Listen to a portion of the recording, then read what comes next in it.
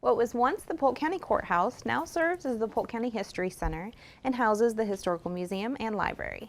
The museum serves Polk's community through special events, volunteer opportunities, and educational programs. More details are coming up next on Polk Place.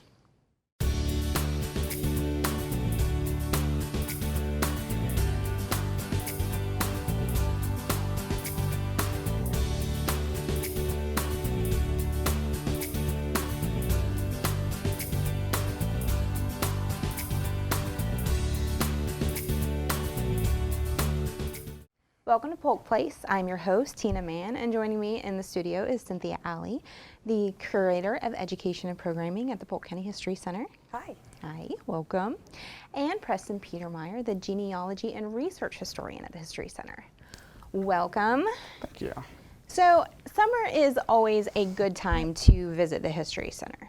Number one, because it's air conditioned. Yes. So we're going to talk a little bit about July and what you guys have to offer. I think probably the only day that's not good to visit the History Center is the 4th of July, because you guys are closed. But it really is a great time because it kind of continues the kids' education over the summer. So why don't we start with what we have to offer, you know, our students and young learners. Okay. So we have our programming for the little kids and families. It's our History Time Tots program. This month we're going to be working on 4th of July craft. We are creating our own American flags. You know, the kids don't have to have the flags just for the 4th, so it's something they could make and take home with them all month long, whatever. And we are reading a book. It's called The Night Before the 4th of July. And it's about a little girl who is just getting ready and all the emotions and the excitement, getting ready for, you know, parades and fireworks and things the next day. So it'll be a good fun time. The date of those programs, it's the first Saturday, which is the 6th, and the second Tuesday, and this time it's going to both be at 10 o'clock in the morning. All right, so that Tuesday is the 9th. Yes. And technically the book is designed for preschool-aged kids. Yes. Correct. So Correct. That's the reading part. But both the young learner, preschoolers and our older kids can all participate in the craft. Yes, absolutely. The craft will be available all month long. And now we have other things going on for students as well. We have a new program called Discovery Bags. And so what that is you can come into the History Center and rent or check out a Discovery bag, and there are different activities for different age groups inside the bags that you can do while you're walking around. And it's just an extra way to stay engaged, another way to interact with the exhibits that, you know, you might have seen the exhibits before, but now look at it this way and do another activity that maybe you didn't think about when you were looking the first time through some of those exhibits. So it's a fun new addition to our programming and what we have going on for students. That's really cool. Yeah. I hadn't even known about that. So yeah. Sounds like a great thing. And the exhibit-wise, you actually do have some children's exhibits. Yeah. There at the History Center. Why don't you give us a brief overview of those? So our children's room is the nature exhibits, and those are areas where the students can go in. It's very interactive. Everything is hands-on.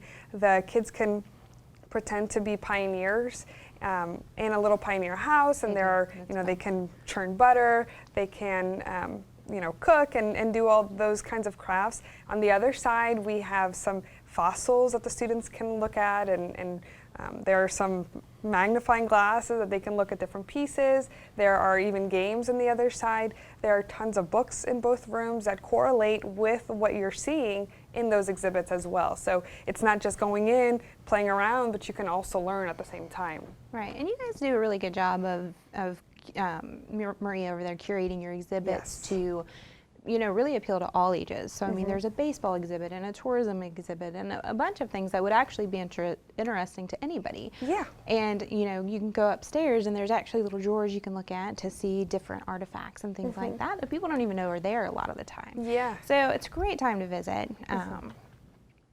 It's air conditioned, it's cool, it's nice, it's beautiful, and there's a lot of history. Yeah. Also coming up is our next Out of the Archives event, which you're actually going to be the guest speaker, Preston. Yes. We are going to be taking a look at the city directories in our collection.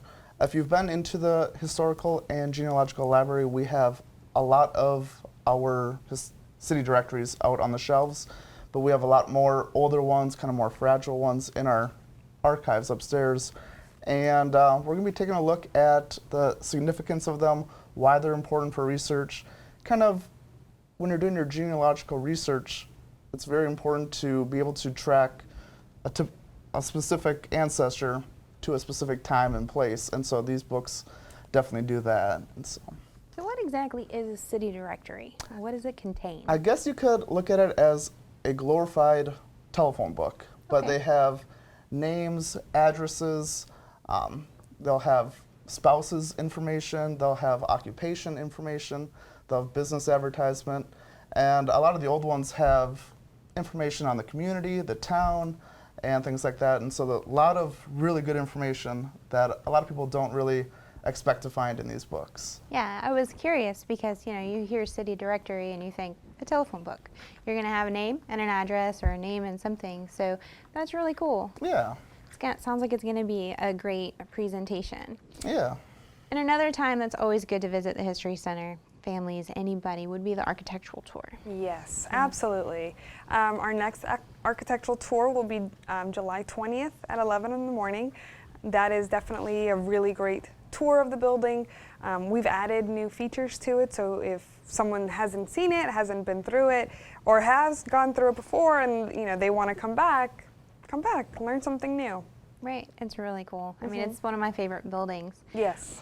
Speaking of other buildings that are architecturally significant or significant to the region, which would be Union Academy. So we have another historic marker dedication. So Yes. let's talk a little bit about that. Sure. So this is going to be our 26th historical marker that we're putting up, and it's Nice. going at Union Academy, and we are very excited. It's a partnership between the Polk County History Center as well as the Historical Commission. So we're really excited to be able to honor Union Academy with such a rich history.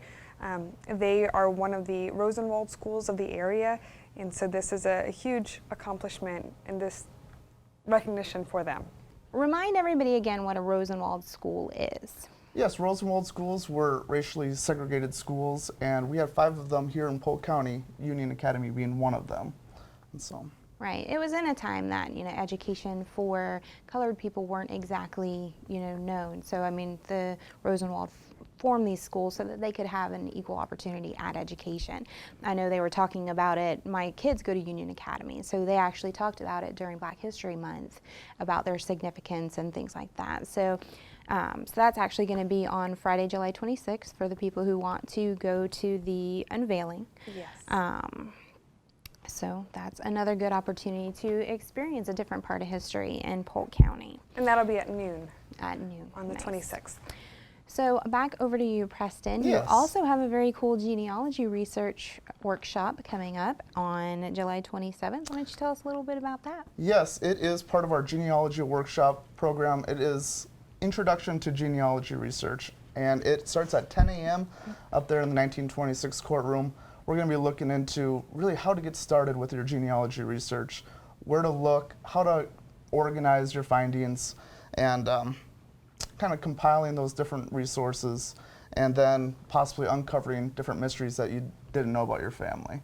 And so, And that's really cool because a lot of people, they want to do that research and they don't know where to start. Yes. So this is a great place for them to begin. And your library up there is a great place to visit anyway. You guys have access to Ancestry.com and you guys will walk people through the process. So. yeah, we get a lot of patrons who come in who have no idea where to get started, and they're thinking, all right, I want to know about my family. Where do I go? And so I think this workshop will be a really good opportunity for these people to come in and learn really how to get started and how to organize their findings. Definitely a don't miss event. Yes. Speaking of don't miss events, this is kind of cool. This is a first for the History Center, the event that's coming up on September 28th regarding shape note music. Yes, this is an event that we're orchestrating right now. We have some details in the work. We're still in the planning process, but it's definitely something to kind of give a teaser event.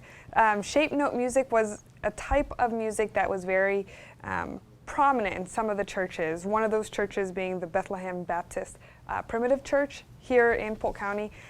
It's something that they still do on the 5th Sunday of the month, whenever there is a month with a 5th Sunday.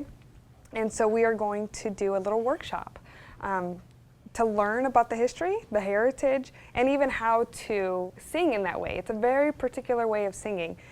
So it's going to be a lot of fun. So can you give us a little more information about the actual shape note singing? Yes, so actually it's exactly what it sounds. So each note, instead of having the note of the song, it's portrayed in shapes. And so if you sing as alto, let's say, your shape will be triangle. If you are soprano, your shape would be circle. So you sing in that way.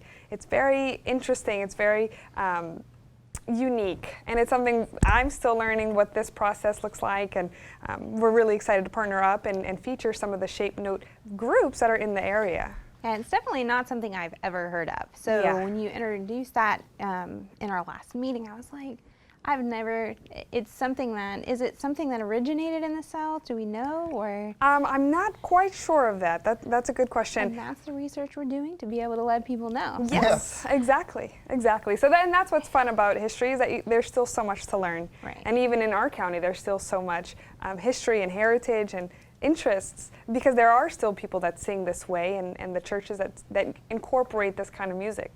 So we're really excited to continue with this planning. Right, and music is really universal. It's almost like across all cultures there's some kind of music. Yeah. And it brings people together and it kind of unites us. So it's really cool that you guys have continued to offer, different, inspiration to things. I mean, you just had that jazz event with your Race and Yes. Culture series, which has now ended, but was fabulous. It was such a good addition to the History Center. Yeah. You did a great job arranging that. Well, thank you. So, I mean, but you guys do a great job over there.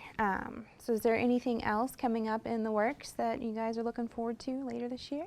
Yeah, we do have a couple more genealogy workshops. We have the one here in July, and we have one in August and October as well, with possibility of adding a couple more as well.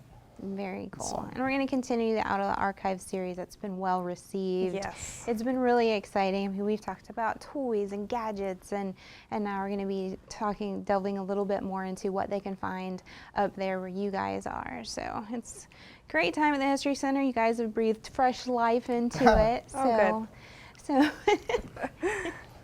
you definitely want to visit over the summer. Yes. Yes. So, well, thank you guys for coming on today. Thank you. Thank you for having us. Polk County has a rich history and heritage, and the Polk County History Center is continuously thinking of new ways to help Polk residents experience that history. The museum's collection includes natural and cultural objects related to Polk and the greater Central Florida area that represent our history from pre-Columbian to present-day eras. The artifacts on display at the museum represent individuals, cultural groups, and events significant to the region. Located at 100 East Main Street in Bartow, the History Center is open from 9 a.m. to 5 p.m. Tuesday through Saturday. For more information about exhibits and events, you can check them out on the web at polkhistorycenter.org or give them a call at 863-534-4386.